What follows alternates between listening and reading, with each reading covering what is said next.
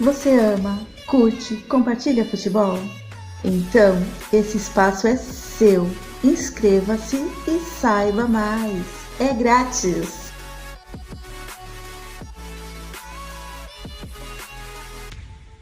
Que remarcou para o começo de novembro 2 jogos atrasados do Flamengo no Campeonato Brasileiro, contra os Atléticos, Paranaense e Goianiense. E domingo tem Flamengo e Grêmio de novo, agora é pelo Brasileirão, mas sem torcida no Maracanã, E eu vou te falar que não foi só o ataque rubro-negro que melhorou com o Renato Gaúcho, não, viu? O Flamengo do Renato. Quando a gente fala desse time, o que vem à cabeça é a produção de gols em escala industrial. Gol! Pedro! É o nome da emoção! A nova lua de mel da torcida com o Michael. Perna esquerda, abriu o Michael! Com o Vitinho. Vitinho, bateu! Gol!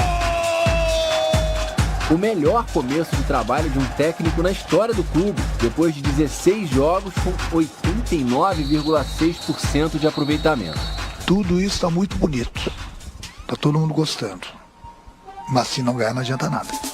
Mas enquanto as bolas começaram a entrar mais no ataque, na defesa, a turma conseguiu estancar o vazamento.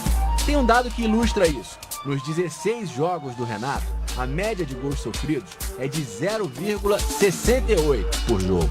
Se a gente fizer um recorte com o mesmo período antes dele chegar, o número salta para 0,93. E não dá para esquecer que dos 11 gols sofridos na era Renato, 4 foram na única derrota dele, quando deu tudo errado contra o Internacional, o que piora a média. No trabalho, tudo é confiança. Agora, desde que não adianta só passar confiança pro jogador, você tem que corrigir o jogador também, acertar o posicionamento deles, mostrar como eles têm que marcar, mostrar como eles têm que jogar. Isso tudo foi feito. Se a gente considerar só a Copa do Brasil, o Flamengo do Renato não levou o gol em nenhum dos 4 jogos que fez, contra ABC e Grêmio.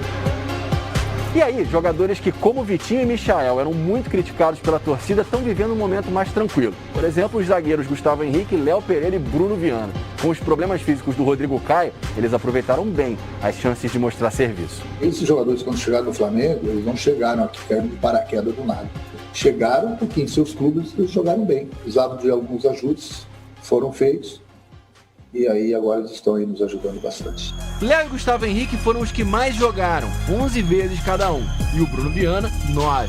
Quem entrou menos com o Renato foi o titular absoluto Rodrigo Caio. Só 3 jogos, por causa dos trabalhos de reequilíbrio muscular.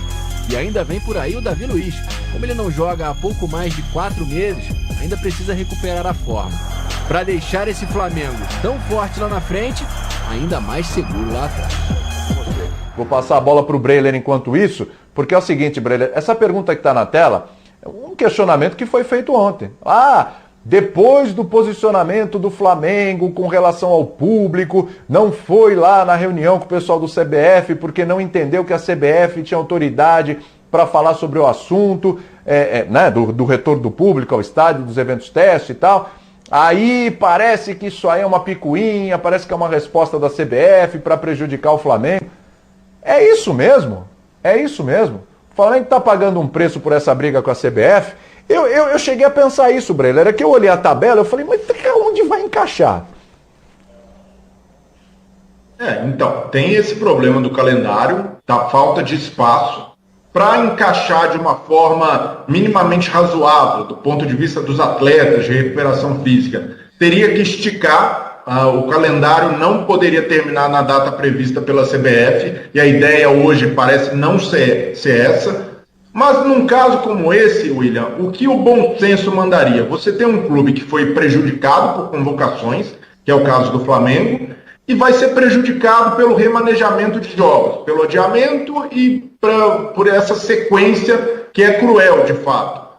Você senta na mesa, vai conversar, e aí o que é melhor... nessa rodada faz sentido, e depois vai conversar também com os outros clubes envolvidos nessas remarcações. Então tudo, para mim, se resolve na base da conversa, de sentar na mesma mesa. Mas hoje o Flamengo também, o cálculo é diferente, porque na época em que o Flamengo se sentou na mesa com a CBF para falar de adiamento, na época até alguns dirigentes do Flamengo eram contra adiar, disseram que não tinham feito pedido para a CBF. O presidente era o Rogério Caboclo. Um presidente que, por mais que em alguns momentos pudesse ter trocado algumas farpas com o Flamengo, ter entrado em desacordo, estava disposto a conversar com a diretoria, tinha uma postura mais aberta. Agora a situação mudou. Houve uma mudança de poder, a CBF cogitou-se até do Landim assumir, em parceria com o presidente da Federação Paulista, o comando temporário da Confederação, isso não aconteceu, e também uma disputa, uma queda de braço com a própria CBF em alguns temas, esse das convocações, por exemplo, agora sobre a questão da isonomia na volta de público aos estádios. Então o Flamengo, essa interlocução que existia antes, não existe mais, e aí é prejudicado em dobro. Para mim, William, é difícil falar, seria melhor ter jogado sem os atletas do que fazer essa maratona em tão curto espaço de tempo. Não sei o que é pior, não consigo dizer. Para mim, uma coisa é clara. Não sei, Breiler. Ô, Breiler, eu não sei não, porque a gente está numa reta final agora. Tô tentando pensar aqui, vamos tentar desvendar isso aí. É difícil, a gente tá pensando aqui, porque é o seguinte, se naquele momento joga, e aí joga desfalcado, né? Mas o Flamengo tem um elenco que, né? Eu não lembro exatamente quais foram os jogos, né? Depende do tamanho do adversário também. O Flamengo tem um elenco que de repente segura a onda.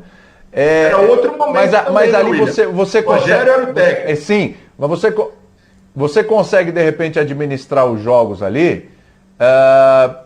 Talvez fosse melhor do que agora numa reta final, com os caras já exauridos. Vamos lembrar que esses jogadores estão numa sequência de jogos absurda, por mais que o Renato dê uma segurada aqui, uma segurada lá, mas você vê que já tem jogadores, o Arrascaeta já foi um caso aí também, né? Então começa a aparecer esses problemas, é mais intenso, a pressão psicológica é maior, porque são fases mais agudas das competições, no momento, é uma sequência de 4 jogos em 8 dias, no momento agudo da competição também, de que eu falo, de mais pressão, de afunilamento. Esses jogos ali. É com o Galo. Um desses jogos é com o Galo. Né? Um desses jogos é com o Galo, que realmente, professor, pode ter uma cara mesmo, né, uma parte de decisão de final de campeonato. Então, me parece, é uma impressão, Breno, a gente está conversando aqui, é uma impressão que esse momento é pior do que se tivesse jogado com reservas, um time mesclado e tal. Vai lembrar, esses jogadores, não é só a sequência pelo Flamengo de competições. Esses caras não atuaram pelo Flamengo no período lá da Copa América e tal, mas eles jogaram por suas seleções. E se não jogaram os 90 minutos, se não jogaram o tempo todo, eles foram convocados, eles viajaram, eles foram para lá, eles treinaram, eles estavam em atividade. Os caras não pararam. Quem parou foi o Flamengo em si por causa dos jogos da seleção. Mas esses caras, eles não pararam.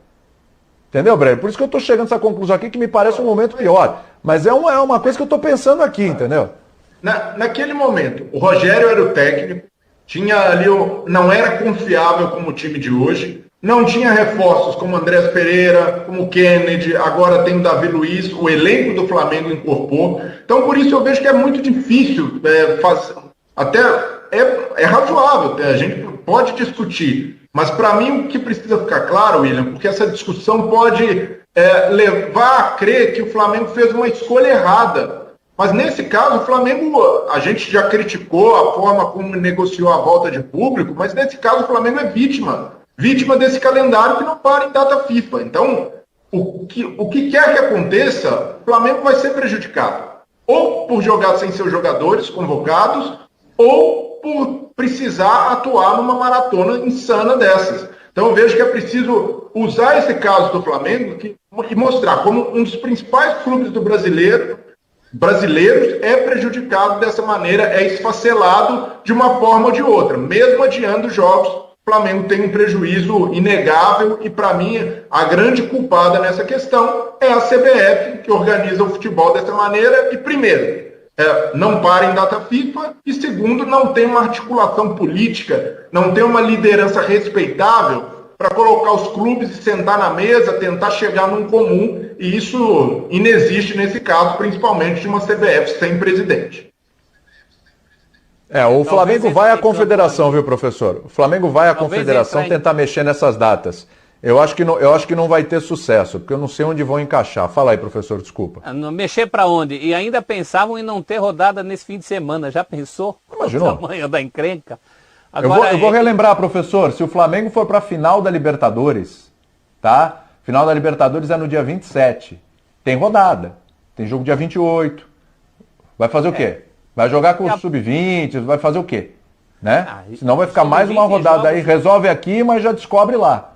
Jogos importantes, né? Não tem condição de jogar Sub-20 em nenhum desses jogos. São todos jogos decisivos para tudo. Você não está falando de jogo de campeonato estadual de primeira fase. Você está falando de gargalo em todas as competições, as principais do ano. Mas é importante a gente ressaltar isso, né? Não que seria melhor o Flamengo jogar desfalcado. Talvez fosse menos ruim. Porque ruim tudo isso aí é. O Flamengo não pode ser prejudicado desse jeito. Aliás, nenhum clube pode ser prejudicado desse jeito. Mas é a velha cantilena que todo ano a gente está discutindo isso aqui. Às vezes muda a camisa, às vezes muda o campeonato. Mas é um problema estrutural do futebol. O futebol tem que pensar nisso, nesses calendários sobrepostos, na data FIFA, que para o Brasil não significa nada. Ela já chama data FIFA porque ela é da FIFA. No Brasil, os caras não respeitam a data FIFA. Então, todas essas incoerências acabam estourando. Em ano com Covid, sem Covid, em ano de Copa, sem Copa, que também volta e meia falava, é ano atípico porque é de Copa do Mundo. Não tem nada de atípico de ano de Copa do Mundo. Desde 1930, todo mundo sabe que de 4 em 4 anos tem Copa. E querem fazer de 2 em 2. De 2 em 2. Vocês vão ver o tamanho da encrenca. Daqui a pouco. Quando virar a Copa do Mundo de 2 em 2. Tem que repensar o futebol. É simplesmente assim. Ô Abel, fecha a casinha aí desse assunto pra gente falar do Corinthians aí nesse final de semana, que pode ter a estreia do William. Você voltou, Abel, a palavra é sua aí, que eu tive que te interromper, mas por problemas técnicos. Estão me ouvindo bem agora, né? Bem, maravilha, Abel. Show de bola. Então, o que eu consegui acompanhar, que eu estava tentando resolver aqui com a nossa produção os problemas, o professor resumiu muito bem. Uma coisa que não é nenhuma novidade, já acontece há muito tempo, já aconteceu com vários clubes. Que não tira a razão do Flamengo. O Flamengo tem toda a razão em reclamar. É um absurdo jogar tantas partidas nesse intervalo de tempo. Já vimos acontecer várias vezes. Algumas coisas pioram o que já era ruim. Por exemplo, cada vez mais campeonatos. Outra coisa, Copa do Brasil, quem estava na Libertadores não disputava a Copa do Brasil, não era assim? Isso mudou. Então agora a gente tem aí, por exemplo, o Flamengo, que tem um grande time, o Galo, provavelmente vão chegar lá nas cabeças. Já estão na Copa do Brasil, na Libertadores, no Brasileirão.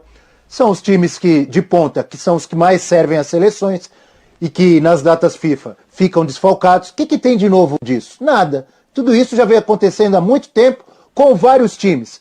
Qual é a grande diferença? Na minha visão, na minha opinião. Esse Flamengo, essa diretoria do Flamengo, ela grita muito mais, ela reclama muito mais.